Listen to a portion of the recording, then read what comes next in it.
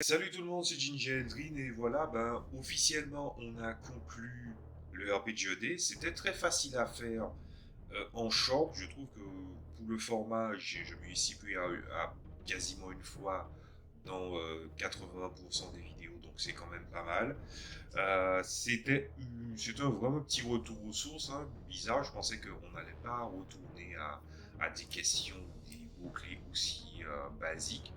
Ben, j'ai décidé de le faire sous forme de conseils, de mise en garde, de choses comme ça, puisque c'était un moyen de bien les gérer en champ.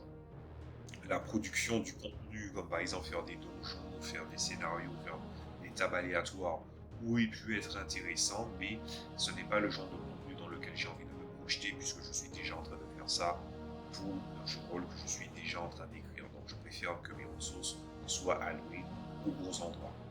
Alors franchement, mon retour sur le RPGED, c'est que il y avait pas mal de choses à explorer et à voir, et surtout qui m'a vraiment permis de m'adresser aux débutants, puisque même si je pars du principe que je parle pour toutes les tranches dans le jeu de rôle, c'est-à-dire quelqu'un qui débute, quelqu'un qui a de l'expérience et qui parfois est ancré sur certaines certitudes, quelqu'un qui est dans une strate intermédiaire ou un meneur de jeu qui par exemple pourrait avoir le syndrome de l'imposteur ou un joueur qui doit se poser la question de qu'est-ce qu'il doit attendre une partie de jeu de rôle.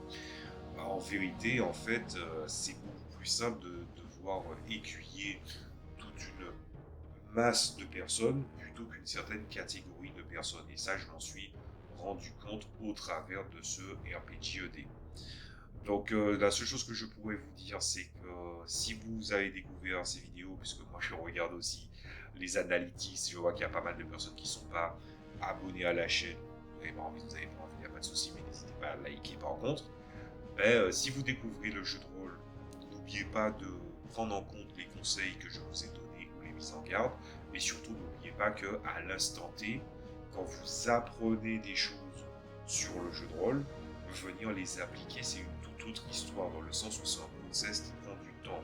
La culpabilisation de ne pas réussir à faire certaines choses est parfois un piège, un frein dans le jeu de rôle.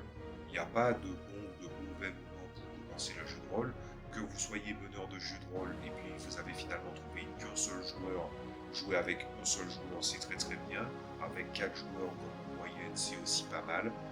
Mais apprenez à vous écorcher les genoux, à apprendre de vos erreurs, à vous en relever, à faire attention à l'expérience et surtout à vous amuser. Je vous dis à la prochaine fois sur ma chaîne. Si vous allez me suivre, salut à tous.